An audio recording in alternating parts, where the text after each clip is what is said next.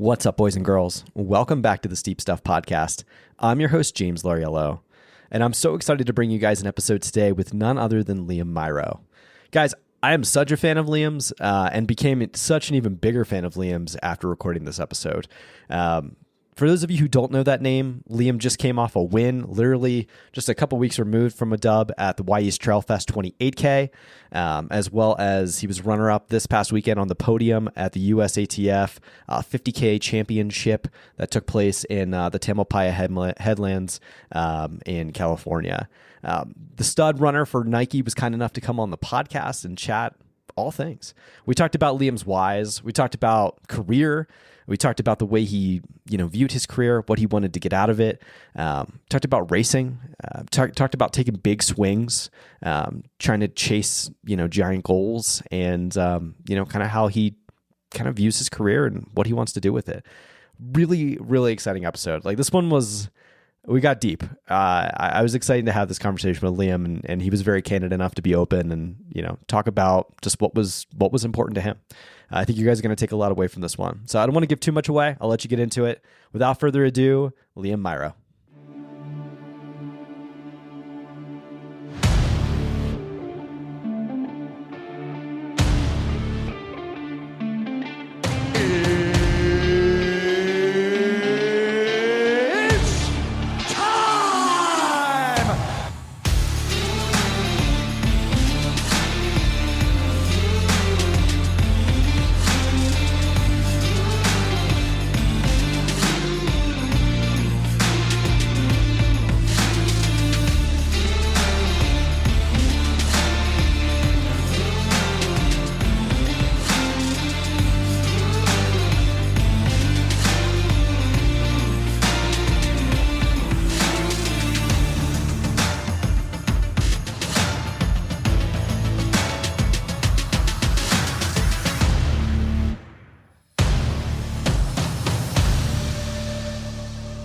Ladies and gentlemen, we are live.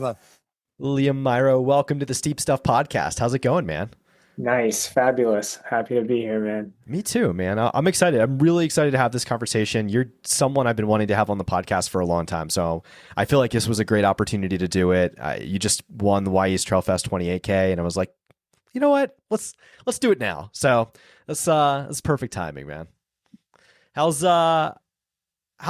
recovery going? You just want to race this weekend? How are you feeling? Yeah. So Y-East, also known as Mount Hood, is just an hour away from my house. And I just take so much pride and there's so much gratitude for backyard races and being able to sleep in your bed the night before. I think it's underrated. Like, obviously, I'm privileged to live in a location where there are quality trail races near me, but it's so cool. Like, I don't really get the same anxiousness and nerves that I do at other races. Like, I woke up and just made my coffee. I actually made a little reel. I was like, I've got time. I'm home alone right now, so I've got some more like time. My fiance's in Croatia, so I'm just having fun with it. And yeah, the race went really well. Nice, man.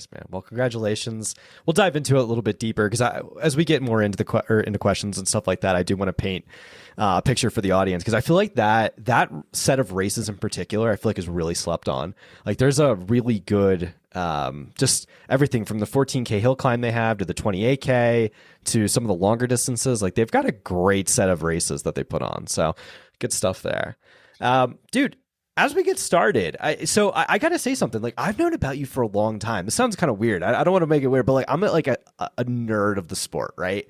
And I can remember like you'd show up to these Narnar races, like when I first learned about the Narnar race, which I'm really upset doesn't get put on anymore. And you smoked the course a few times. And I was like, this kid, when he chooses to do trails, is going to be so nasty. Maybe we start from there. Like, what about the trails like excited you? Maybe weave in Colorado and where you're from. Like, what about trail running gets you stoked? Yeah, well, so I'm 29 years old now, which hitting 29, like my last year of the 20s, has felt like, holy crap, like I've got to do all this stuff before 30. And I know once I turn 30, nothing will change physically. It'll just be this like new mental hump to get over. But it's funny, like thinking the Narnar like days, which was just a few years ago, was like the start of this new era of trail for me.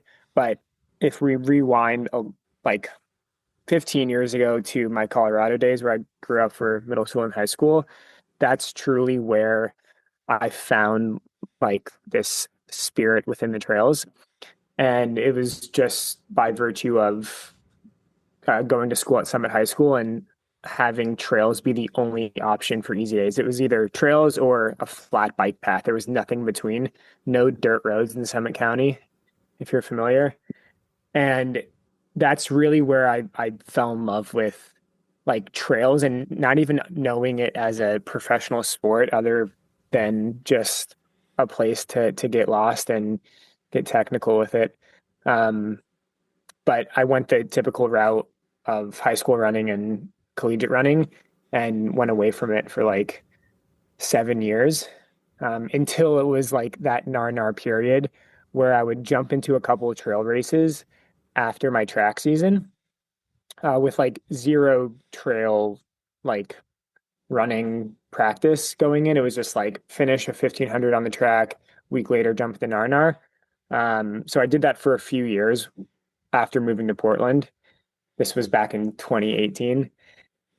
And yeah, I did that for like 4 or 5 years until I got to the point where it was actually when they announced the World Championships for 2023 in Austria.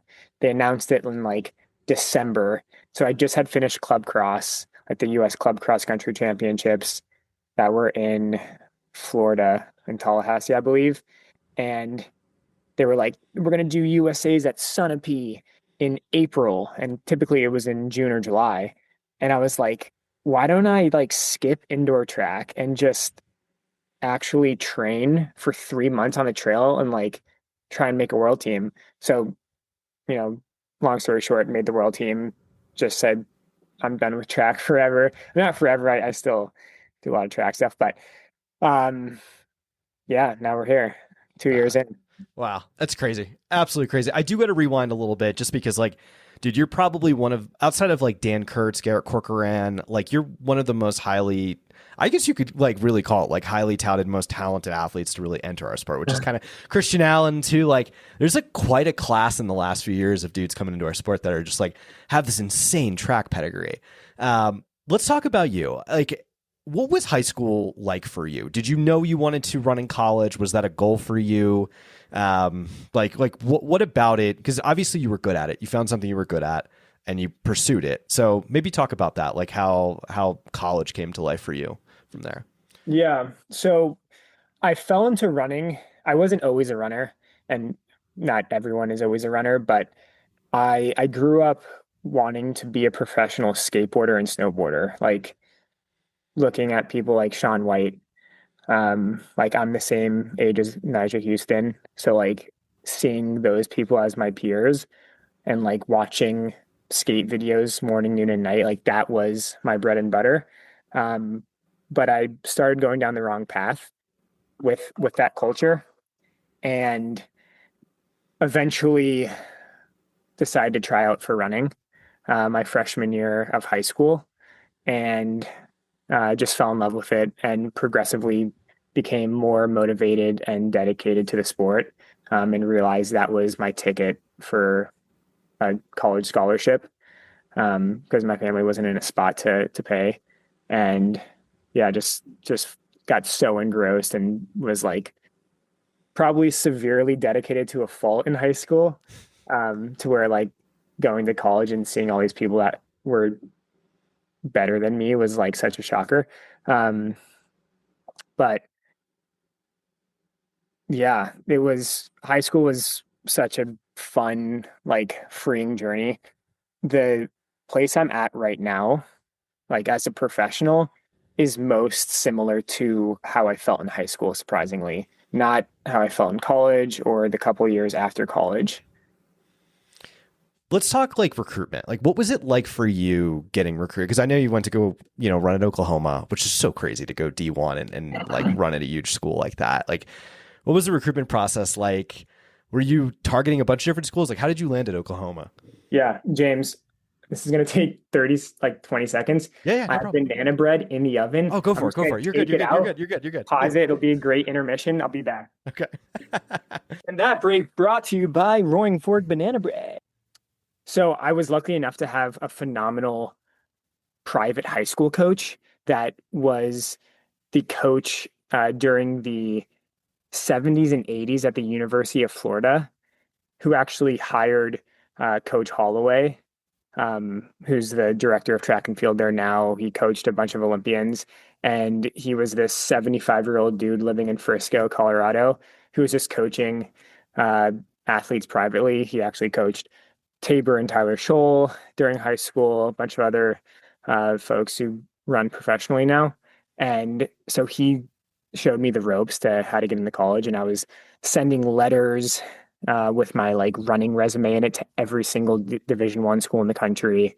People don't do that now, but it was like I was kind of on the cusp of like old school meets new school with like the whole technology and the NIL stuff and all that business.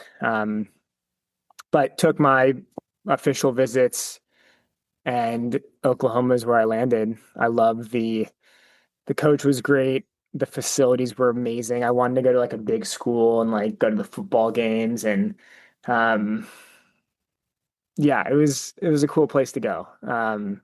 Oklahoma's a bit different like culture wise than I would choose now, but I have some of my best friends from that era, so I'm grateful. What was it like in the program? Like, it's funny, man. Like, I talk to a lot of people, like D1 athletes, and it's very split. Some people have a great experience, and some people hate it. Um, Yeah. like, what was your experience like there? Well, it's funny how you're like in the trail world, it's like I'm a fast track runner, but in the track world, I'm not fast. Like I'm okay, but there's like I mean, this is kind of like made fun of too much, but it's like, oh, I wasn't fast enough to run tracks, so I'm running trails now. And then you learn that like not everyone can transition to trails just because they're fast on the track. Um, so I was not good in college. Like I got my ass whooped every year. Like I went to nationals a couple times, like for cross country and on a relay for indoor track, but I wasn't some like crazy decorated All-American that I had set out to be going in, like being Colorado State champion. Um, it was, yeah, I struggled for sure in college. I say I had a great experience just because like I'm not like bitter by any means, but there's a reason I continued to pursue running post-collegiately because there was just so many things I knew I was capable of doing that either like the coaches or the program wasn't conducive to those goals. Um, and just the environment I was in just never really allowed me to be like the free person and like to not have the stress to run like I knew I was able to. And so like literally the year after graduating college was when like I finally took off and like broke for the mile and did all these other things that like came frankly easy while I was living like a life that included a 9 to 5 job and like moving across the country. And yeah, What do it's you like when you think? feel good and there's no stress, it's like things just come easier, man. I mean, I'm not saying I didn't work hard, but like just feels more natural. That's what I was going to ask you. Like, what do you think that is? Like, by alleviating that level of stress or taking certain things off your shoulder, you're able to have all these breakthroughs. Like, what do you think that is? Well, a big thing that I say like on runs with people is like there's no one to report to once you finish college as far as like you don't get this like peer pressure to run when you're kind of injured in the real world. At least I don't, or I don't let myself get that. Whereas in college, it's so hard to show up to practice with like a nagging like calf injury or like your foot kind of hurts or like your hip feels a little funky. Like you always get persuaded to run when you know you shouldn't. And in the real world, I wake up and my knee hurts. I don't have to tell anyone. I just don't run that day and it's great. And then the next day I'm running again. And I'm not like worried about like, oh, like my teammates are gonna think I'm like being lame or my coach is gonna like think I'm not gonna be fit enough for the next race. So yeah, I don't know if a lot of people relate to that, but I just feel like there's not having this like hierarchy of like the NCAA system and like people really counting on you like every single day. It's like a vicious cycle to be in. And that's just my experience in the program I was in. But I love like I have teammates now, I have a coach now, but it's like it's not like an every single day situation. Yeah. Like I said, I wake up and something's hurting, like I'm confident to take the day off or do what I need to do. And that's why I'm running well now.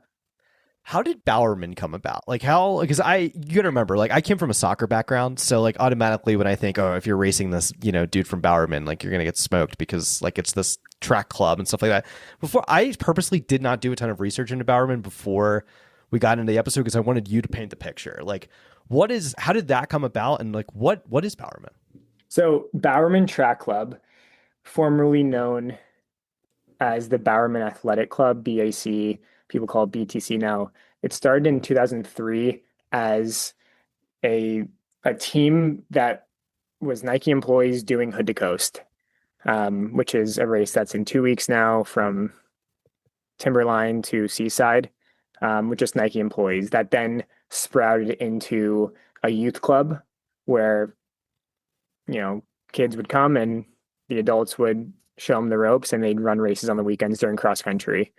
10 years later is what when it became global is when like Jerry Schumacher moved out here and started the club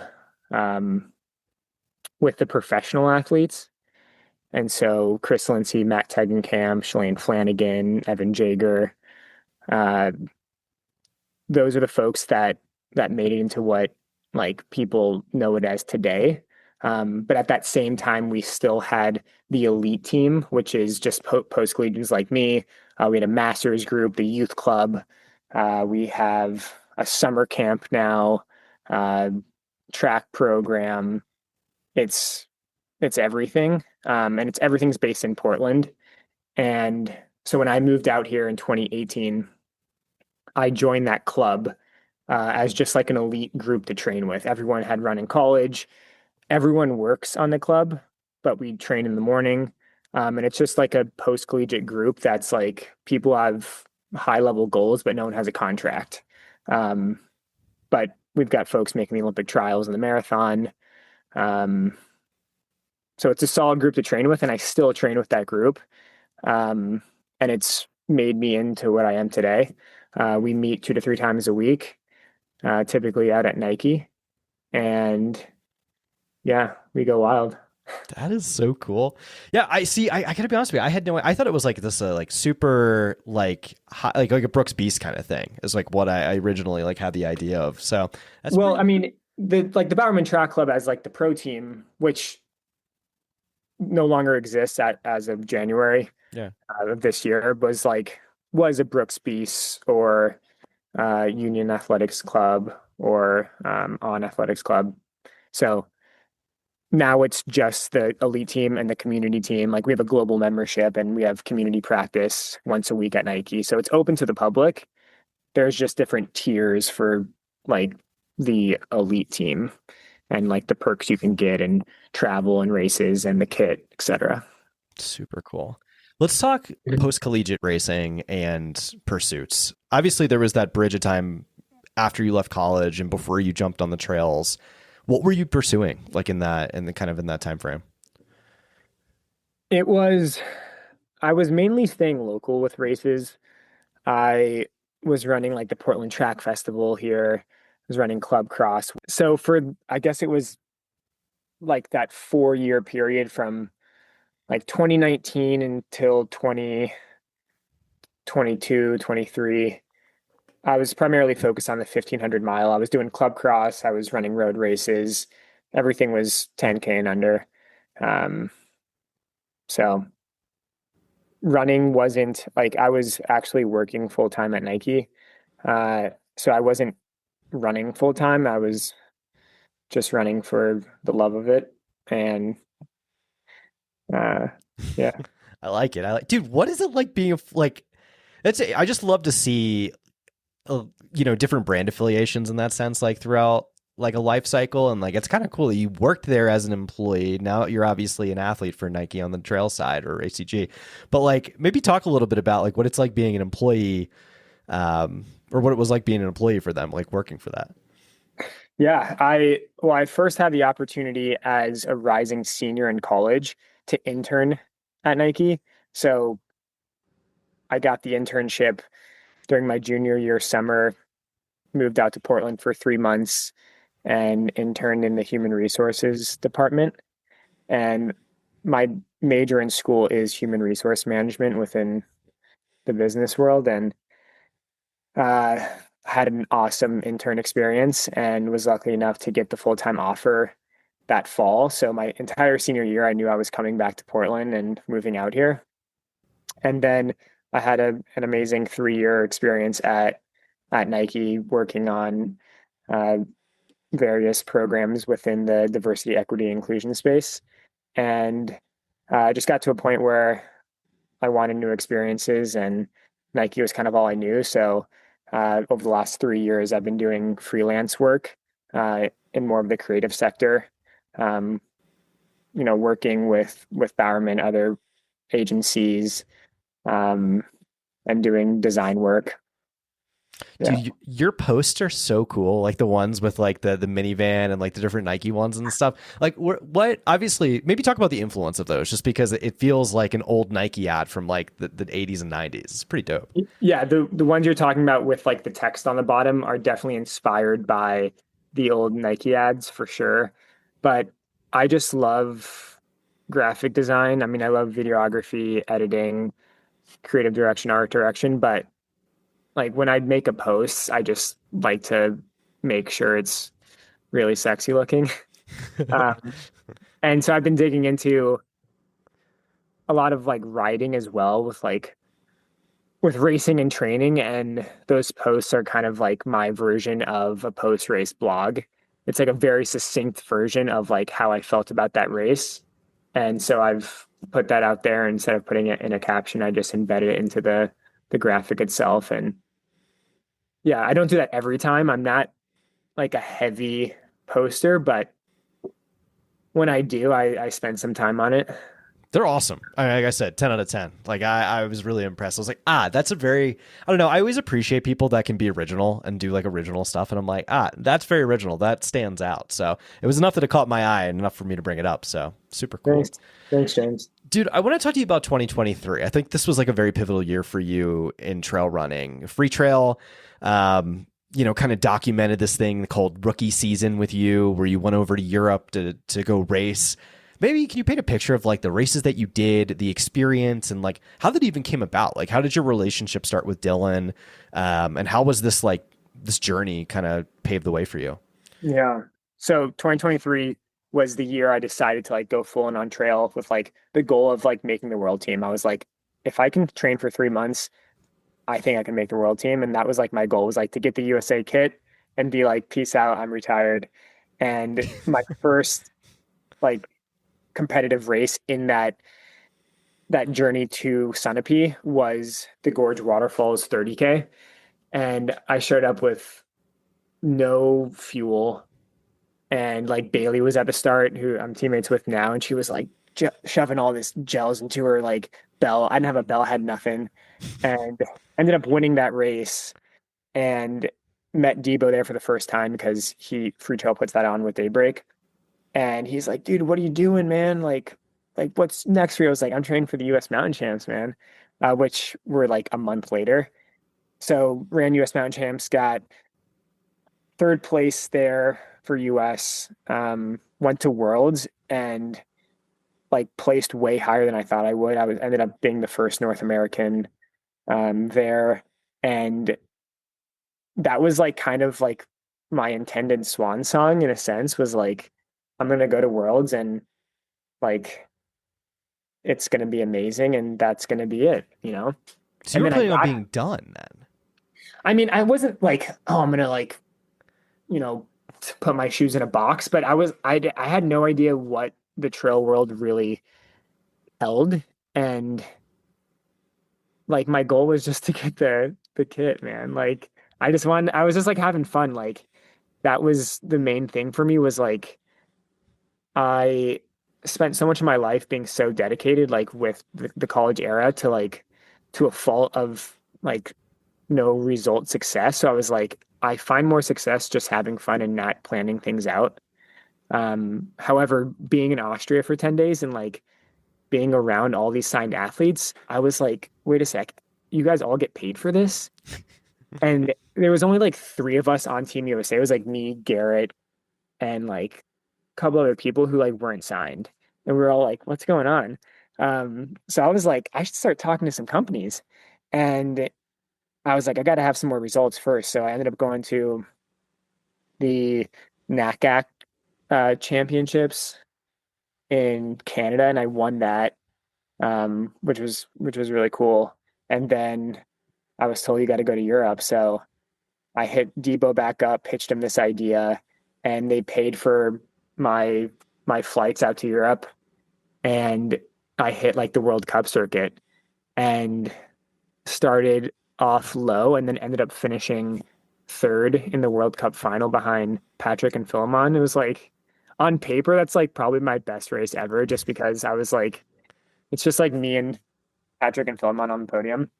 Um, and like it was kind of that phase where I thought I had like everything figured out, and it was like, holy shit, like I'm so good right now. Um, Signed with Nike a few months later at the start of the year, and then told myself, I was like, and my coach told me this. He was like, you don't need to change anything, like transition smoothly. But of course, like being who I am and like being super competitive, and I like planned everything out and just got my ass whooped in 2024. Like I don't shy away from competition. I just entered everything and went everywhere and just had such bad luck and bad races, and like it was a brutal year in 2024, and got to a point in the fall. So this was, I guess, like this past fall, almost a year ago now, where I was just like the lowest I've felt in the sport since like some rough patches in college. And I just had to like rewire like my whole brain of like, why am I doing this? Like I didn't know if I was going to go into 2025 like as a pro trail runner. Um, and so at the start of this year, like again, I had the goal, like the big goal was to make the world team again. Um, Kind of jumping around here a bit, James, but No, you're fine. Yeah, I'm uh, listening, man. I love it. the big goal was like to make the world team. But I was also telling myself like, if I don't make the world team, like it's like not everything. Like it'll be devastating for sure, but yeah, I mean, obviously, spoiler, I didn't make the world team, and it was just like, I mean, that day, I think it was just a bad day. Um, there was a few things I could have done to prepare better for the actual race itself. Um, but I just got beat by like really fast dudes. Like, and the team that we're sending for the course in Spain, I think the team couldn't be better. Yeah. And I think where I'm at, like development wise, like it's not a runner's course. It's like a more of a hiker's course, I guess, even though they won't be hiking. So I feel good with the team. It's not like I'm salty, but I also thought I would be more like just depressed, I guess, about not making the team. But like after one day, I was like, this isn't everything. Like we are lucky enough in the sport of mountain and trail. And I say we just as like anyone who runs, because there's no governing body. It's just the wild, wild west that like we are lucky to not be held to just team spots.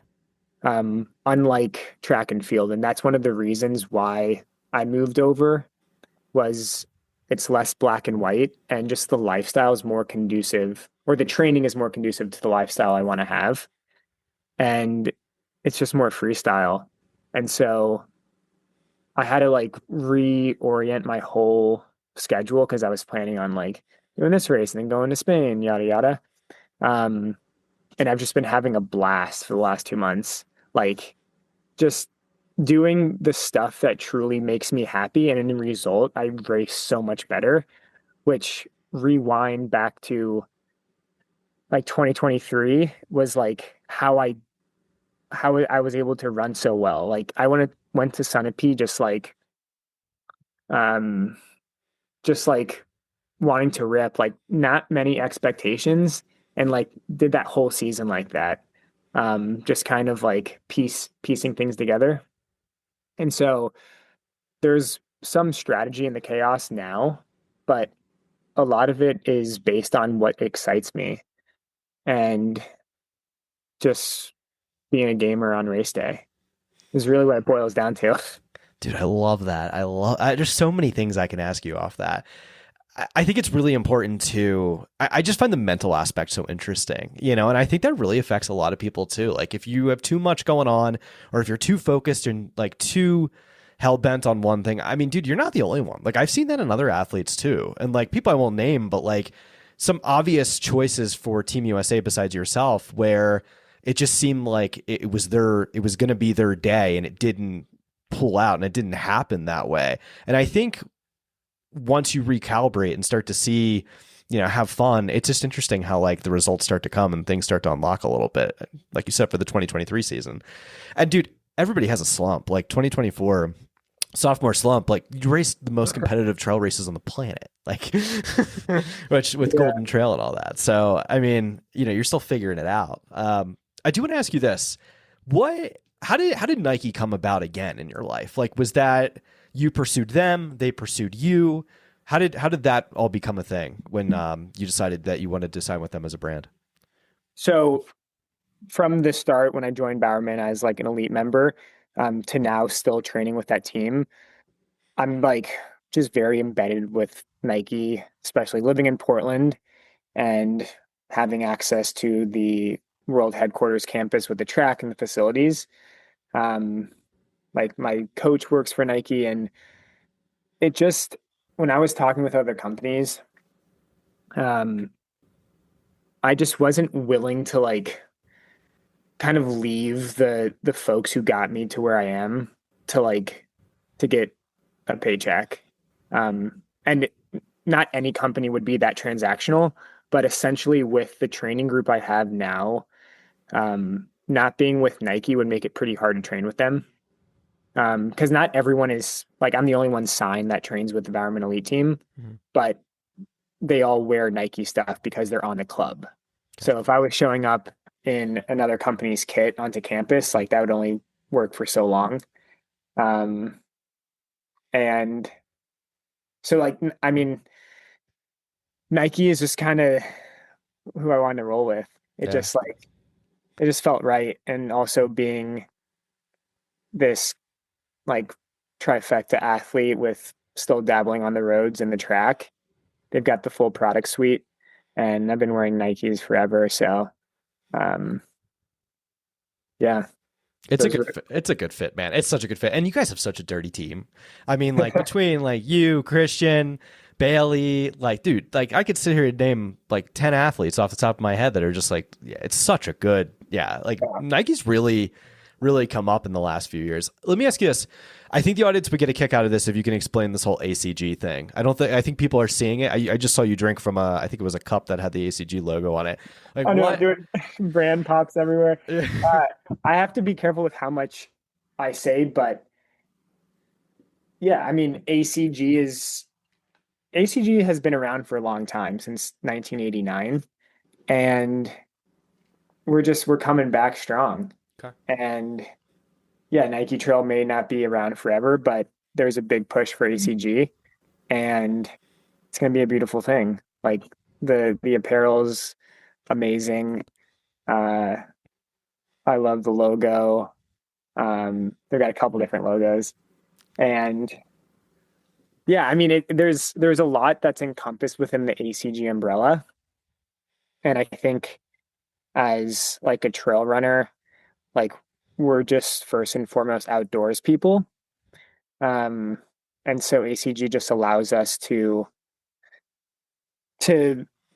like open the aperture a bit to what a trail runner does, and that's also skis in the winter, and they may put on a wetsuit and go surfing. Like ACG is a little bit of everything, and so for me that feels really good, and the company's also in for that. So we'll be seeing a lot more ACG then in the future. I can yeah, for guess. sure.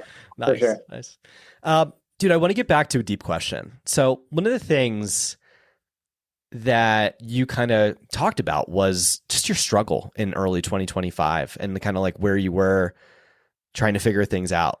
Has it readjusted and like recalibrated your why in the sport? Like why you do this or what your goals are?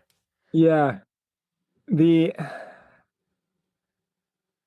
I mean, I circle back to this, like this mantra of like freedom, flexibility, and like adventuring, and just like the ability to create, and being a professional trail runner, and not even like the word professional, just like leading my life with competitive trail racing just allows all those other things to make more sense.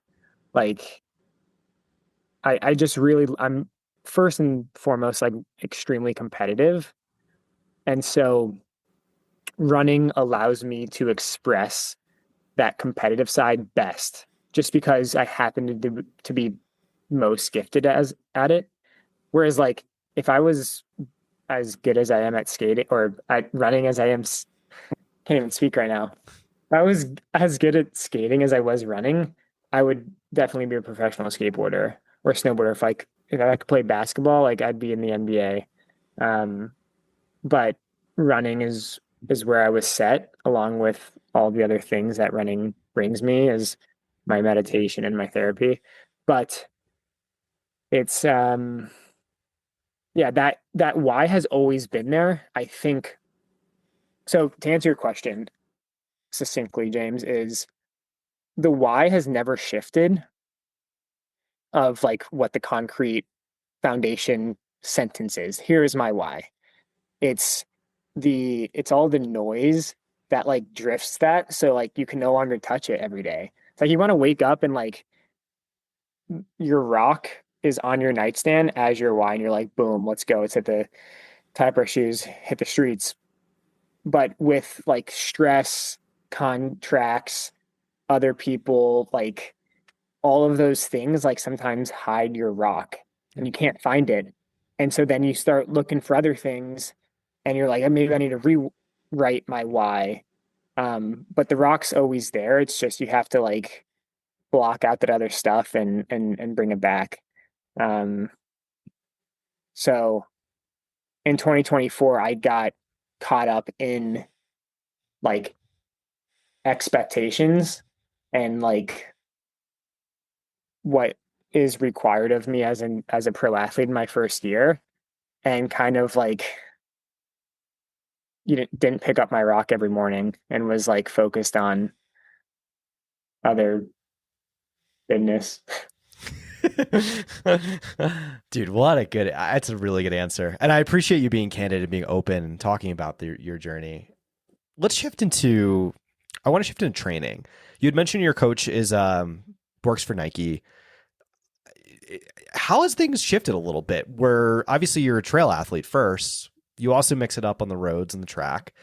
How do you balance everything? Like, is it more trail first more than anything as far as all your volume? Or like, I did lurk you on Strava a while ago when we were doing race previews and stuff like that, and I didn't see much other than just a lot of crowns on certain random days. But other than that, and some stuff on like the Wildwood Trail and stuff like that. But like, what do your days look like? Yeah. So racing wise, it's just trails. Like as far as like the very serious races that are like A races, it's just trail. But training wise, I divide my time across the services pretty equally. And that's what makes me feel good. And I think that's what will make me into the best trail runner possible. Like no one runs 100% on trails. A typical week is, well, I can give you just so for one, I don't do my daily on Strava. I just use it as like crown flexes essentially. Um, Being fully honest, like I don't need to put everything on there. It's just like so I can check in and stuff because I do like most of my trail stuff solo. Um, so let's say last Saturday, we'll start with like next last Wednesday. So like 3 days out from Y East, did a track workout, Ks and 2K repeats at Threshold, at Nike. So I did like just 4 miles worth of work at like 4:45 to 5 minute pace. Um, and then Thursday did an hour and 15 minutes easy on the trails. Um, and then Friday ran 30 minutes in strides. So just like Little classic shakeout. pre-race, like didn't really like taper for Y East too much, but like I still go easy the day before, like 30 minutes in strides. Like I do that for any race under the sun. Ran Y East, and then Sunday did a 2 hour bike ride. Monday did another 75-minute run on trails and strides. Tuesday, today, woke up, went for a morning walk, came back, had breakfast, drove out to the gorge, Nice. did another 75 minutes on trails, dipped in a waterfall, came home, made a homemade BLT, this delicious banana bread, and then got on the Steep Stuff podcast. How we doing with that? It's a good day, dude. I like it. I like it. This is a good schedule. All right, I got to ask you this because it sounds. I mean, I love that you still mix in the track. I find that the track has improved, just like my training for trails immensely. And I think that I race a lot of the shorter, like more like mountain classic stuff in the like Cirque series and stuff like that. And it helps so much, dude. It's crazy how much like spending time on the track has just made immense differences in my running. But anyway, long story short, Yeah. This was more of an altitude question, being born at altitude. Do you ever find did you have a hard time at Broken Arrow, like when you went up there to race, or was it easy for you?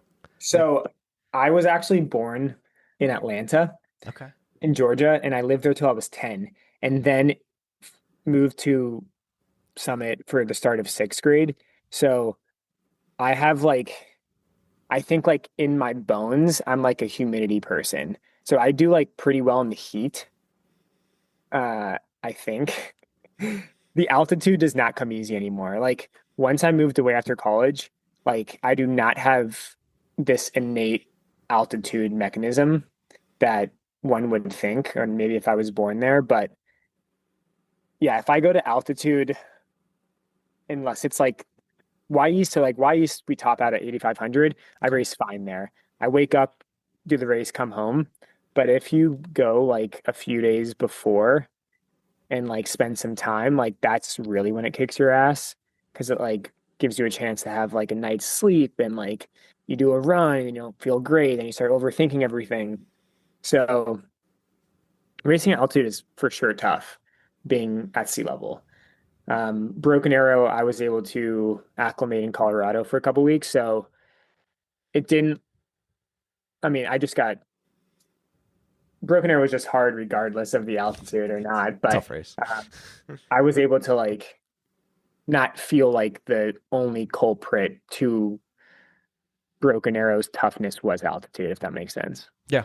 I mean, it wasn't a specific Broken Arrow question. I was just out of pure curiosity, just because living at sea level. I live in Colorado Springs, so I'm at 6,500 feet. So I always ask the question to folks that live at sea level, like, do you prefer to live at sea level versus altitude? You know, because I think there's advantages to both. Like the power you can generate at sea level, I'll never be able to generate anything near that type of power at high altitude, right? Like, and there's different trade-offs, right? For us, if I was to race a high altitude race, it's a little bit more of an advantage versus someone coming from sea level. So there's trade-offs with it. Let's talk racing a little bit. I do want to get into Sunapee, and I want to talk about Broken Arrow and then Y East and then the rest of your season. Dude, Sunapee, crazy race this year. Like, super wild. You took a swing there, and you also took a swing up Broken Arrow. More so the question I want to get into was that, were you targeting originally the Mountain Classic and then pivoted to the short trail, or did you always have a plan to do both? No, not at all. I mean, the goal was to make the World Team for Classic and then do the 23K at Broken Arrow, and then had to rewrite the whole itinerary and was like, well, I got to take another shot at making the World Team. And I don't think that, I guess like this is where the altitude comes into play. I was like, I don't think I have a chance in the VK. So I didn't even do that. I just did the 46K, and I also like, I was like hopeful, but I was like, I don't train for that distance in that terrain, like in just my development as a runner. So I actually was like pretty happy with how it turned out. Getting 14th place. I wasn't like, holy shit, I missed the team again. But yeah, that's kind of like when the whole era of like, I'm just gonna have fun, do what I want, kind of kicked off. Was like, I'm still going to Broken Arrow, I'm gonna give it a shot. A few days later, won the precision 100-meter dash, my claim to fame. And then, yeah, I was able to do, I mean, even after Sunapee, like the next week is when I went to Colorado. And like 2 days before, I was on the phone with Cade, and I was like, yo, are you running on Sunday? And he's like, no, I'm racing GoPro. And I was like, dude. So I changed my flight from New York to Denver, like to be 6 hours earlier, landed Saturday at 2 p.m., drove up to Silverthorne, spent the night, and then got second at the 10K the next day and like beat some of the guys who made the team the week before. And it was like, damn, I just needed Sunapee to be a week later. But I was just doing my thing. Like that's kind of when I run best, was like there was no pressure. I made the decision the day before to race. And yeah, things have gone really well since then. And I mean, I'm able to look back at it now and take a lot of learnings from it. And I'll look back in 2 years and be like, Sunapee was just a blimp, and, missing Worlds is a bummer, but it's really, there's so many other great things I want to do out there. And yeah, Spain will have to wait. Yeah. I mean, dude, you're also so young. I mean, you like literally 2027 is right around the corner. You'll be competing for that spot, Oh man. Yeah. All right. So this kind of changes my question then. So obviously, how does that shape the rest of your season then? Like, is there anything particular like you've been really wanting to do, or are you just going to kind of wing it and see what happens? Yeah. So, I mean, I do have like a lot of races lined up. So since Sunapee, I did the 10K race, got second there, then went to Broken Arrow, did this 100-meter dash, then got to go to Western States and just like spectate, support ACG athletes. And then I came home after that, being gone for like a month from Sunapee through Western States. And I captured this like coveted FKT that's only a mile long in Forest Park. And as like a regional civilian of the PNW, you will know what BPA road is, but it's 1 mile straight gravel uphill, 900 feet. And it's the only FKT that like is not owned by a local, and Jim Walmsley had it. Ooh, okay. From like 2 years ago, from when he like popped in to meet with the Hoka team here. And I've attempted it a few times now, and I've been like way off, and like just been racking my brain like how did he run 820 on this thing? Holy shit. And I was like, did he use poles? And it's just a Strava segment. And so like Strava segments are like plus or minus 10 seconds and yada yada. But so I showed up from Western like the next day. It was like 90 degrees out. I went out there at noon, but I was coming off like this altitude high. So I was like, I only got a short window to like execute on this.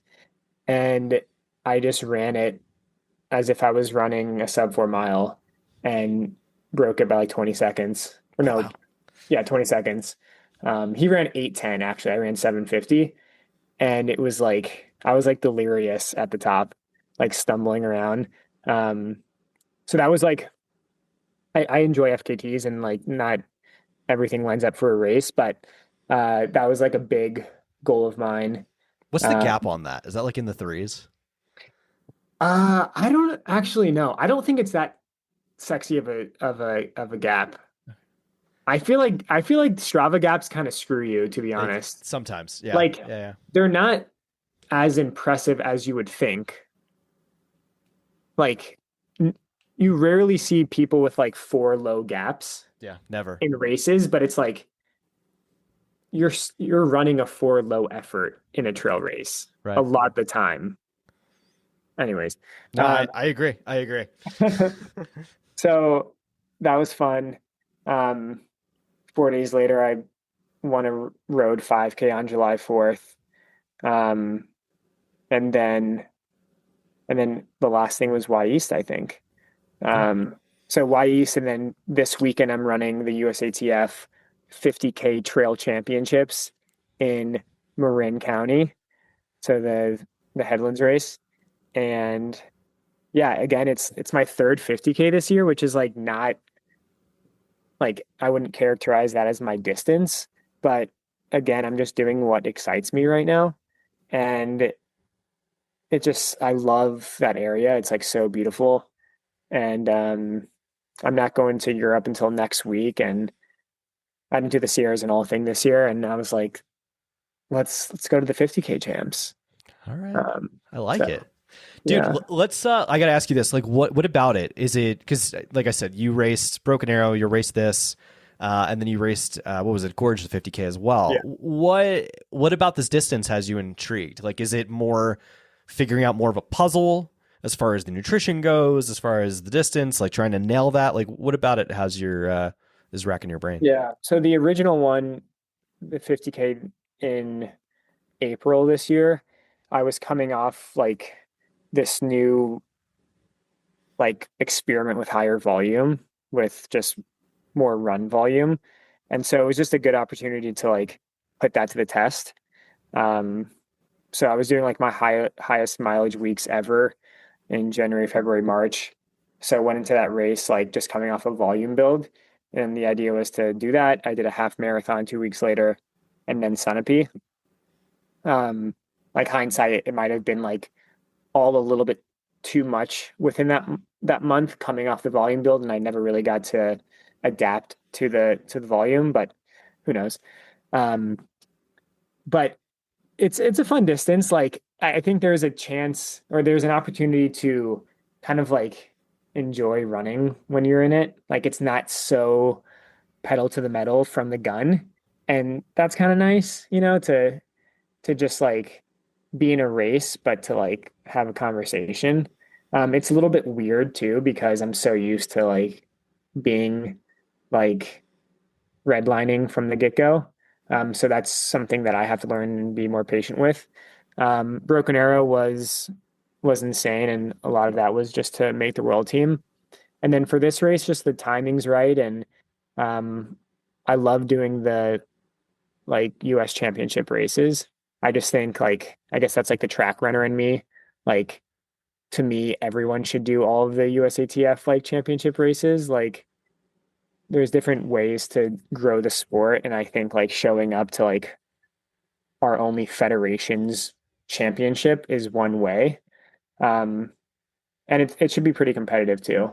Oh yeah. Yeah, So I think Cole Campbell's going to be there. He's the reigning champ. I think there's going to be dudes are showing up, so it should be a good one. yeah, I know I've peeked at the entry list a couple times. Um, I think like the best guys are either in Europe right now running OCC or heading to Worlds or whatever, but it'll be good. It's going to be a good one. No doubt. No doubt. Yeah. Dude, I'm very curious to see, like, as an elite athlete in the sport, as someone that's really come into the sport in the last 3 years and has seen it probably change drastically in that time. Like, where do you want to see the sport go? Like, what do you want to see out of the sport?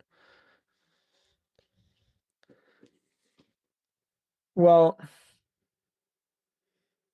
I'll answer this with like, I mean, there's different facets I can answer this with, but I'll look at it from the like monetization standpoint, which like my opinion as like a pro runner, I guess, can matter from some perspectives and not from others. But as I was saying earlier, we're privileged as trail runners to not have everything boiled down to making a world team because some of the best runners never even try making a world team. Whereas if you were a track runner and you were like, yeah, I'm not going to show up to US champs, then no one would sign you. But in trail, it's like almost incentivized to not run US champs. It's like, it's kind of like upside down in a way. However, I think that's beautiful. And um, like, it's nice to, it's hard to articulate what I'm thinking, but it's nice to not have the the pressure to do all those things. Um, but I think that comes at a sacrifice of like really growing the sport to this like pinnacle, like Olympic dream type thing. And so they're talking about like they get in the Olympics in like 2032. And like that's awesome. But I think the reasons why a lot of us run trail is so we don't have to worry about the Olympic dream. Right. It's like that creates this like this line of like whether your career was a success or failure if you made the Olympics. And we know if they do it in 2032, it's going to be probably a sub ultra race. So like someone, any of like the goats will never be an Olympian. And then they'll be judged of whether they were an Olympian or not. And it's just like, I don't know. Uh, so I think there's like the cool factor of growing the sport and it leaning into like people are making more money and stuff, but there's this sweet spot of that it is really free right now. I mean, I can compare it to like in skateboarding too, there's kind of this like contest culture versus just street skating culture. And some of the best skaters in the world aren't contest skaters, meaning like they don't sign up to, skate in the Do Tour or the X Games, but they shred. And there's kind of the same thing in trail running where it's like some of the best people out there like aren't signing up for Hard Rock, but like they may get the FKT on the Appalachian Trail or something. Right. And they'll roll their eyes if we become an Olympic sport. So yeah, I mean, I guess if the question's like, like getting paid too, that's a whole nother question, James, on like how that works. I mean, I'm extremely grateful to get support from Nike. Um, I don't think, and this like could be a hot take, that I don't think it's a brand's responsibility, like a brand that started as a company to make shoes or apparel to like pay athletes. Like that was never a part of like the founding mission of any company. It was like, okay, we're gonna start so then we can pay the athletes. And like, yes, we wear their gear and promote them, but without having a league like that's like funded by investors and like the world and not just people buying the shoes, I think it's really hard to like to ask and to expect like we all get paid more and we're not getting paid enough when like there isn't an NFL, NBA, NHL, MLB for running. Ooh, dude, that's a really good take. And the only reason I say that is because I've always been like I mean, historically on this podcast, like I'm very pro athlete. Like I want athletes to make money and because I just feel like athletes don't have a long life cycle in the sport. And a lot of them come out of college and it's like, okay, you'll go through, you'll do the trail thing, and then people fall off and that's it. Like it's people go do something else, right? You know, whatever they either went to college for or whatever, right? Mm-hmm. And I've always been such a proponent of like whatever which way you make it, make your money, hopefully athletes do well. And then when it's over, that way you can have like you're seeing bigger contracts now with Ultra, and like for instance with Tara Dower, contracts like that. Yeah. That said, on the contrary to that, I find that a really interesting like conversation. Like, do you think there's a space for that? Because like for like an NFL, an NHL, a UFC, whatever in our sport, so that way athletes could make more or have something like that. And I know it's kind of a crazy take. I just have never thought about it that way. Yeah, I mean. Or Diamond League. That's definitely possible, like to do. I think it's not something that could happen in like 5 years because the people who are in the sport now are so about the freedom and flexibility, and requiring a co-located space for athletes is so tough because like you're going to get Courtney who lives in Leadville to like train in Park City or Boulder. It's like, no, she wants to live in Leadville. And like, I don't think there's a dollar figure. I mean, there probably is, but I mean, with how it is, like, I don't run to make money. If I wanted to make money, I wouldn't choose running. Like, no one's in it for the money. Whereas, like, if you're good at football and you go to the NFL, it's like, yeah, you're passionate, but like, you're also like, I'm going to stick in it for the bag, you know? And it's like, no one can do that in running. No one's like, I'm just in it for the money. It's like no one's busting their ass running 100 miles a week for the contract they get to do. So I guess what I'm saying is like I'm okay.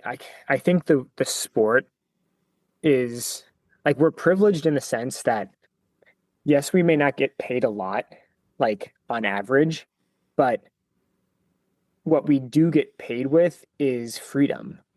Because like I'm saying, if my knee hurts, I don't have to text anyone. Whereas if you're in the NFL and your knee hurts, someone's showing up at your door, carting you out to go watch practice and go watch film.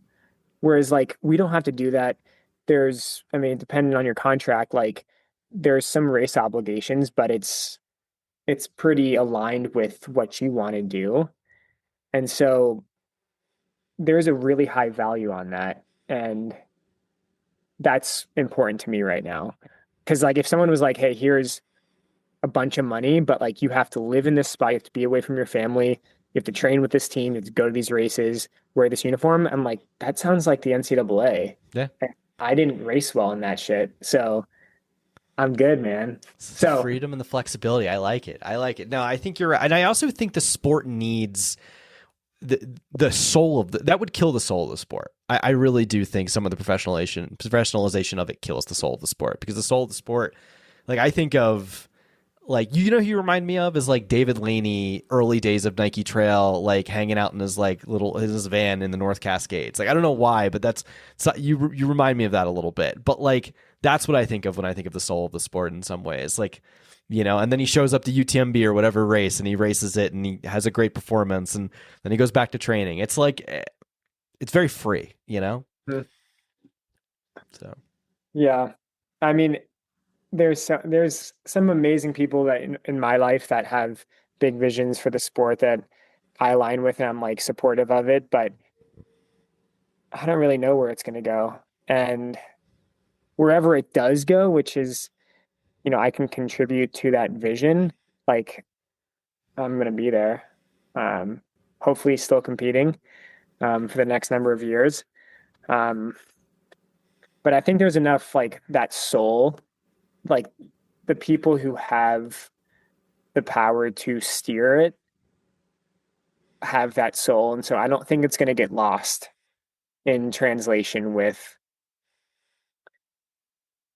whatever direction that it goes. Like even if it does go to the Olympics, I think it'll be done in the right way where it doesn't feel like we're checking a box or just putting in the Olympics to add another sport. I think there'll be some beauty in it, hopefully. The final question I have for you, I ask a lot of pretty much most athletes this.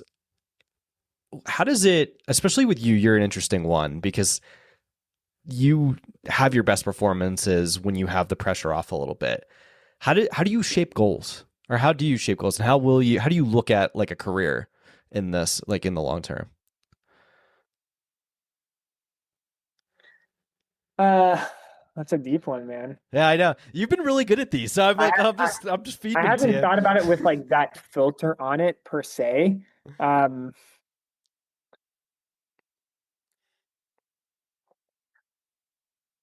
I mean, I'll say that, I mean, and maybe this, I'm being really honest, and maybe some people think this and don't always say it, but like my own legacy is important. Like whether it's just me, like looking back at it, or like my parents or my partner, but like being able to look back when I'm retired and be like, I fully sent it, like A, have no regrets and like was genuinely happy during those times that I was sending it, like then I can fully rest in peace. Um, and so like as a competitor, as a runner, there's always this like I want more that's happening. And so I kind of ride that line of like I want to go after more and be like very goal oriented. But I've learned that you also have to like stop and look at the view and do that like more often than you think. Because if you're so tunnel visioned and you get to the end and it doesn't work out, then you're like, what was the point of being tunnel visioned? Like if you at least looked at the view once and it didn't work out, then you can be like, I had one view. And so I've gone the route of forecasting a little bit too much in the future and thinking like, here's all the things I want to achieve in the next 2 years and like forgetting all those little moments. And if that goal doesn't work out, then it's like you can't redo those things. So I I don't really have a 3 to 5 year plan in like in those like very concrete like written ways. Um, but I am constantly evaluating like just kind of where I want to go in like that direction and like always like doing a micro pivot. Like on an espresso grinder, you can like pivot it 1 degree to make it more coarse or more fine. It's like I'm always pivoting like, do I want it more fine or more coarse? And like the way I want that shot to pull, you know? So yeah, I mean, I can sit here and be like, I'm gonna do this in 5 years and I'm gonna be world champion. And of course I have those thoughts as a runner. It's like when you're like doing something sweet, you're like, oh, I'm gonna win these next 5 things. But yeah, I'm very content like living in the present and doing things like making banana bread when you don't have AC in your house and it's 95 degrees outside. Brutal. Oh, Brutal. dude, I love it. I love it. Yeah, I appreciate for being candid, man. I did throw you some deep ones. You know, Cade prepared me a little bit. I talked to Cade back in like June, and he told me just like how good of a person you were, and like just a very introspective, genuine human. And I was like, all right, I'm gonna throw him some. I'm gonna get him thinking a little bit. So this was a good one. I appreciate that. Thanks for doing your research, man. Oh. And I'm glad we got to connect. And yeah, man, what's next for you? I'm going to Cirque Series Grand Targhee in 2 weeks, so I'm going back out to the Gi. Should be a fun one. Big. Hopefully have a race that's a little bit closer to my potential there. And then I'm going up to your neck of the woods in September. I'll go do Cirque Series Crystal as well. I'll be there, dude. Are you going to race? Oh, Yeah. dude, we're going to hang out. All right, sweet. Yeah. That's going to be a fun one. My first Cirque Series race, my debut. Oh, dude, they're so much fun. Absolute blast. So it should be a good one. And yeah, it's the only two I've got on my schedule right now. I'd like to put something a little bit longer on there, but I was thinking about the rut, but I don't really want to go run that 28K because it's brutal. So yeah, that one's gnarly. I did good stuff. Tough race. So yeah, we'll see. Dude, thank you so much for coming on the podcast. Honestly, like I was already a fan. I'm such a fan now. Really appreciate it. And looking forward to spending some time with you in the future. So thanks, James. I'll see you in a little over a month at Crystal. Absolutely, buddy. Take care. All right. What'd you guys think? Oh man, what a great episode. Really want to thank Liam so much for coming on the podcast for a chat. Really appreciate him being so candid. We talked about a lot of really good stuff. Like, with professional athletes and especially, some of the tip of the spear runners, it's always fun to chat about things, that you don't think about in, maybe trail running as professionals, right? There's some of those questions around legacy and career and all these things as the sport becomes more professionalized. It's such a strange thing to think about, but that's where we're at in the sport. So I really want to thank Liam for being candid and open and just talking about the way he views his career and what he thinks about, the sport in general and what he wants from it. Guys, you could follow him on Instagram, and you absolutely should. He's a great follow. You could find him at Liam Runs. Give him a follow. Shoot him a DM. Let him know what you thought about the episode. Send him some words of encouragement as he takes on, the rest of his schedule in 2025 and what he plans for 2026. Send him a DM. All good stuff there. Guys, if you enjoyed this episode, please give us a 5-star rating and review on Apple, Spotify, or YouTube. And not just a 5-star rating and review. If you like this podcast and if you think we bring you value, talk about it. Write a review on Apple. That would mean the world to me. Kind of light on reviews, and I would appreciate some more. Good, bad, or ugly. Just throw some reviews in there. Want to know what you guys are thinking, if you even like this damn thing. Want to continue to tell some great stories for some of these amazing athletes, and it would mean the world to hear from you guys on the good, the bad, and the ugly and what you think. So that's all I got. I have a special announcement that I'm going to be dropping pretty soon. We're going to be doing a live podcast with La Sportiva at the La Sportiva group run on September 11th with a special guest of honor. I'm going to put that out pretty soon, so you guys will hear about who that is. And last but not least, most importantly, I want to thank Ultimate Direction, UD, for sponsoring this podcast and being a amazing brand partner. If you guys haven't already, if you're in the market for a belt or a vest or any type of hydration solution, pop on over to ultimatedirection.com, use code SteepStuffPod. That's one word, SteepStuffPod at checkout for 25% off your cart. That's all I got for you guys. Really appreciate it. Thanks for tuning in. Thanks so much. People, what's going on? It is summer, guys. Super exciting. Adventures in the mountains, summer races. It's about that time to start thinking about your gear. I want to say our brand partner, Ultimate Direction's got you guys covered. Pop on over to ultimatedirection.com. Check out a whole quiver and new vests and belts that have just dropped. Pop on over to check out the new race and ultra vests. Race vest in a 6-liter, the ultra vest in a 12, and beautiful new aesthetic colorways. Definitely dynamic and stretchy, cool new materials. Definitely something that can definitely buff out your kit for 2025. On top of that, we did just drop a brand new pull quiver that's compatible for all of these vests. Definitely something you're going to want to add. And if you're not a vest person, pop on over to the belt section. You can check out the utility belt and the comfort belt. The utility belt is a little bit more of an ultra belt, more storage capacity, a little bit thicker, and ability to hold poles. The comfort belt's a little bit smaller. Think sub-ultra or workout maybe oriented belt that's going to hold your gels and your phone.